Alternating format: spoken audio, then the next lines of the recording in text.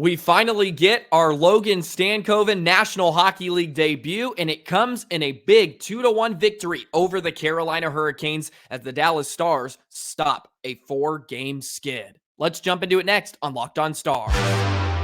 Your Locked On Stars, your daily podcast on the Dallas Stars. Part of the Locked On Podcast Network. Your team every day.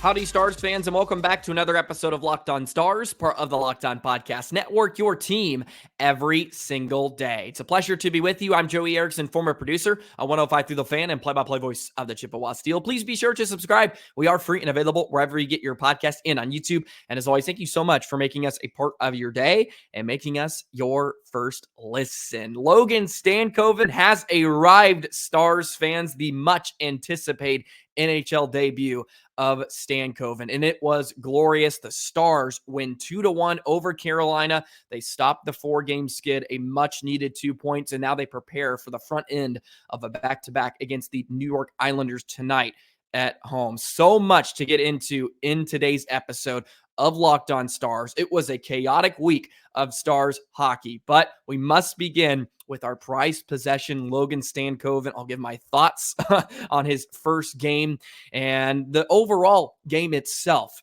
for the Dallas Stars in a much-needed win. It was a grind-out kind of victory for the Stars at the end of that 4-game road trip, and they were able to get the job done. Today's episode is brought to you by Sleeper. Download the Sleeper app and use promo code LOCKEDONNHL to get up to $100 match on your first deposit. Terms and conditions apply.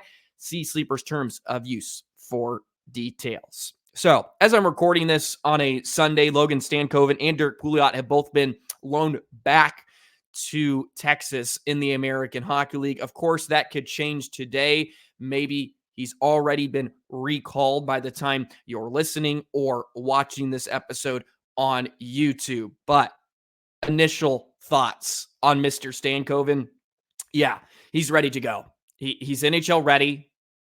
We've already known that. He has 57 points to lead the American Hockey League in scoring this season. And I'm just so impressed with how comfortable he was last night in a tightly contested game. Wasn't as physical as the first meeting. I think both teams were a bit exhausted towards the end of some homestands or road trips, and just got to his game, made it simple for himself, did not try to do too much, and looked really, really good in the contest. He had a couple of phenomenal looks, especially on that 2-on-1 where Johnston was able to feed him, and Kochetkov made a really, really nice glove save. But it was awesome to see Stankoven engaged and creating some chances. He ended up with 3 shots on the night. He was second on the team with 3 shots, only to Esa Lindell, as we know Lindell, the sharpshooter of the Dallas Stars this season. He was a +1 on the night. It was great to see him jump in with the captain, Jamie Benn, and Wyatt Johnston. Him and Johnston have a connection playing for Team Canada a few years ago, so that was a comfortable pairing, and those two guys are going to be fun to watch in the future, 53 and 11. Both similar in stature, but both provide a different skill set. And yeah, Johnston with that beautiful feed. Stankoven just got beat by the glove of Kochetkov. But more impressively for me was his defensive responsibilities. He was sticky, especially on the point. He was never sagging. He got out. He closed shooting lanes. He closed passing lanes. He was really responsible in his own zone, making the right play, not getting lost in his defensive zone coverage. His head's on a swivel. He has awareness. And all I needed to know about Logan Stankoven was Pete DeBoer trotting him out there in the final 2 minutes of the game with Carolina on a 6-on-5. That's all I need to know. Pack it up. Keep him here forever. It's all I need to know. in your National Hockey League debut, the coach just throws you out there on a 6-on-5. Do I need to hear anything else? Do I need to see anything else? I mean, that sounds like full-blown trust to me. Just throw out the player. Hey, go ahead. It's your National Hockey League debut. I know you're not going to mess up, so I know you're going to be responsible and you're going to make the right play. And granted, he wasn't out there for the final, 45 seconds when the Stars were in their D zone, just trying to hold on. But just throwing out Stankoven in that sort of situation tells me a lot about where his game is. And he's ready to play with the big boys on an every night basis, even when Seguin gets back, frankly. And I think this is a great situation for the Stars as well, because this makes moving on from players a bit easier. Whether that's Ty Dellandrea, who of course has been rumored to be in a deal, so to speak, if you were going to go out to get a Chris Tanev or any other defenseman. He's a young forward asset that the Stars really like, but haven't played him consistently. And I like Dellandrea. I think he's been very, very good since Dadonov went down with an injury. But Stankoven is going to provide much more offense for you. And he's going to be just as responsible defensively. And maybe, and just maybe, you found a partner for Jamie Benn and Wyatt Johnston. It's been a revolving door here in the last few weeks. You already have the connection with Stankoven and Johnston. Why mess that up? Maybe that's a new spark. Maybe that's a new depth piece that you're going to get rewarded for more than you are Ty Dellandrea. It's going to make it a bit easier to move off players like Dellandrea or even Sam Steele. And I love Sam Steele. Not saying to get rid of him at the deadline by any means. But we know when this team is fully healthy, Ty Dellandrea is the odd man out. When the team is fully healthy, that's been consistent throughout this season. Why have Dellandrea sit in the rafters when you could have Stankoven play every night? Maybe he's the missing piece for Johnston and Benn. Maybe that unlocks Benn because Benn played his best game in 2 weeks against Carolina. I was really, really happy with the way Jamie Benn played. And I went on a little rant on Friday, as you may have heard, about 14 and what has been going on. He had some juice in his step. And I think having Stankoven up with Benn forces Benn to play better. Like, hey, I need to lead by example. We got a young guy up here. I can be a role model. I can be a mentor of sorts. And he looked more engaged. And he played a lot better. Really, really loved his game. Taking a look at some of the numbers now here for Stankoven. A plus 0.4 defensive rating. This is via Hockey Stat Cards. Minus 0.4 offensive rating. The trio had some really, really good looks in the game. Had an 0.55 expected goals for, 1.35 game score, which was top 8 on the Dallas Stars in the contest. So a really, really solid NHL debut for Stankoven. He played just over 15 minutes. As I mentioned, he ended up with 3 shots on the night. His line ended up with the most scoring chances, 5 scoring chances for, 0 scoring chances against. Pavelski's line had 7. Marchman's line had 3. 0 for Stankoven, Johnston, and Benn. A Corsi percentage, 44.44. So they played a bit more without the puck in under 9 minutes of ice time together. And that was just at 5-on-5. And the Stars were certainly, caught in their defensive zone a few times. And they had to play really, really structured in front of Ottinger. They blocked a ton of shots. They did not have the puck as much, which was to be expected against a Carolina team that had been hot coming in. Really, the loss they had was the lone loss was back in Dallas. So they'd been playing some really, really solid hockey, and the Stars go in there. They matched up well. They just played a real simple and kind of grindy hockey game. They took their chances where they had them, and Otter was really, really good down the stretch, and they pick up a much-needed 2 points. It was great to see them close out another win against a very, very good hockey club in Carolina. And Stankoven looked every bit of the part. And you could probably sense that he wasn't trying to do too much and just trying to find his way. And I think as he plays more, you're going to see that confidence exude from him, where I touched on it last year. Obviously, I wasn't with Locked On Stars, but at the beginning of the year about Wyatt Johnston, where each game you could see him get a little more comfortable and confident. You see him try a toe drag here and there. You see him take on a defenseman one-on-one, where you're like, oh, I haven't seen that yet this season.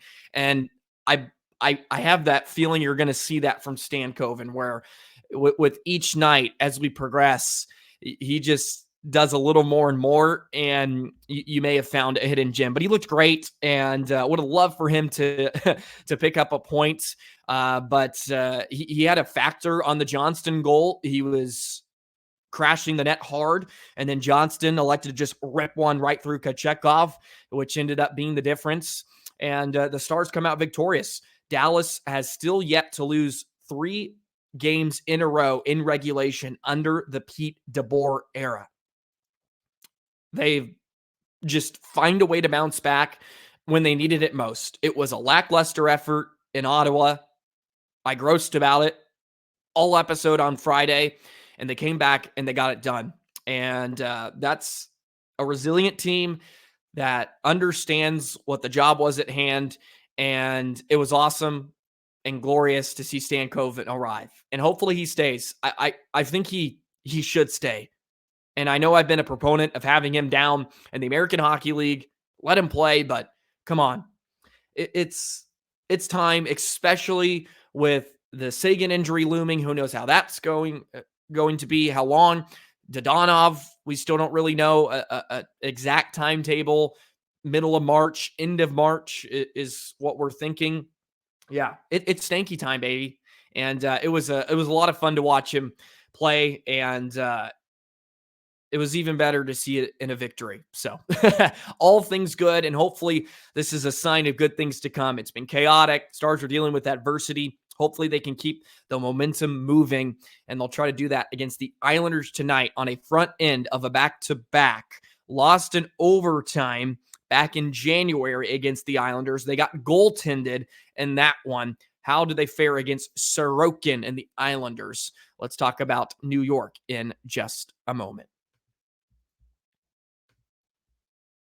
Today's episode of Locked On Stars is brought to you by Camino Consulting. You've heard of our online families and couples course and taken advantage of the Locked On 25% discount running to the end of the month. But what about live seminars? In both sport and business, the challenge in differentiating candidates and recruits is an endless battle. Everyone can demonstrate their measurables and qualifications, but we all know what it takes. It's intangibles that matter when those things are similar. Contact Camino Consulting for their team and management seminars to get a peek behind that curtain and watch your next recruiting class or hiring group become one of the most effective you've ever seen. Both because you identified the right candidates and because you've learned how to communicate and motivate them in accord with their own preferences. It's all about communicating, motivating your employees. Look at a head coach, the Pete DeBoers of the world, the Bruce Bochy of the 2023 World Series champions. How do you communicate your passion, or how do you communicate the goal? That's what Camino Consulting can help you with. But you aren't just in business management or working with the team. They pay referrals. Make some money making your workplace and favorite teams better. Every group works together better at the end of the year than in week one. So contact Camino Consulting at caminoconsulting.ca and get on the fast track to understanding. Be sure to check out Locked On Sports Today on YouTube. It is also available on Amazon Fire TV and the free Fire TV channels app. Locked On Sports Today is here for you 24/7, covering the top sports stories of the day with local experts of Locked On, plus our national shows covering every league. Follow Locked On Stars. Hit that notification bell. Never miss an episode. Be sure to like, comment, and subscribe. Follow us on Twitter at Locked On Stars and Joey the Jet 19 for some of the stuff I be spewing on a day-to-day basis. All righty. Game 2 of the season series between the Stars and New York Islanders. They met back in January, and that was the first game under the new Patrick Waugh era, and the Islanders were victorious in a 3-2 victory in overtime. Wedgwood played in that game. I would suspect Ottinger's going to go here on Monday. Actually, I don't know about that. I think it's really 50-50 because they do play a back-to-back. Maybe you want to have Otter tomorrow against Colorado, against your division rival. So I'm interested to see what they go with there. By the way, the Dallas Stars are in first place in the Central Division. So maybe we see Wedgwood again. Who knows? But the Islanders have not played great as of late, and they're really falling behind in terms of playoff positioning. Over the last few weeks, they're 1-3-2, excuse me.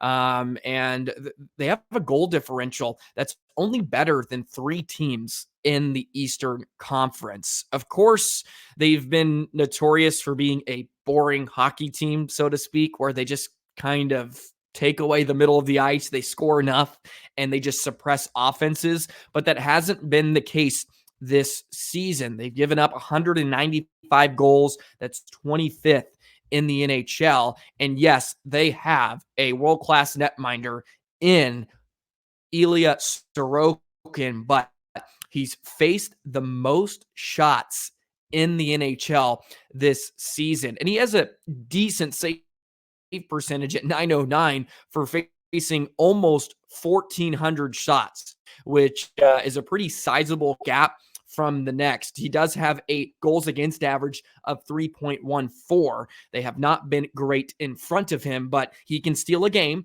like we saw back in January in New York. He is really, really good. And the Stars will certainly have their hands full against the Islanders. Barzal is their man, 60 points, along with Noah Dobson, by the way. Their young defenseman is having an incredible year. 53 assists and 7 goals for 60 points. Dobson having himself a breakout year, one of the most underrated defensemen in the NHL for the past few seasons, has had a real great awakening. But they're coming off a really tough loss at the hands of the Tampa Bay Lightning, 4-2. Patrick Waugh is now 4-5-3 in his first 12 games at the helm. So they certainly sputtered here recently, and hopefully the Stars can take advantage of that. This is an important game, a very important game. Another scheduling conflict where you get a Colorado team tomorrow that's well rested. And by well rested, I mean they're at home and they get 2 days off to prepare for you. And you're traveling tonight to get to Colorado. Maybe you're not even traveling. You might be just traveling in the morning. But it's a scheduled loss, so to speak, tomorrow against a really good Avs club on a back-to-back. Don't get me started. February has been an absolute travesty of scheduling, I feel like, for the Stars. But I'm just going to whine and moan about it, okay? But you have to play the schedule you're at hand. This is an important one. Need to find a way to get two points. And these are tough because it's a one-off at home. You're coming off a long road trip. You're finally back. You may be looking ahead to just get over with Colorado tomorrow. So I got to find a way to buckle down and find a way to push through against an Islanders team that's sputtering as of late. Find a way to not give them life. Bury them. Hopefully you pick up 2 points. Should be a fun one, though. I mean, if Sorokin and Ottinger play against each other, it's certainly going to be a great matchup. New York has a pitiful, if that's the right word to put it, pitiful penalty kill. 74% this season. That's dead last in the NHL. Stars were 0 for 3 back in the first meeting, and their power play looked abysmal on Saturday against Carolina. The Hurricanes do have a top 5 penalty kill, so maybe that was to be expected, but they had one shot on like their 4 opportunities. Their power play at some points is just really, really not pleasing. And even when they've scored, they haven't looked that good, if you ask me. And they're back outside the top 10. They just need to find a way to get pucks on net. They need to be more simple. Just fling pucks towards netminders, win battles in front. Hopefully Stankoven can maybe help some of that. It was good to see him on the power play too against Carolina. And hopefully he'll be recalled from Texas and ready to go.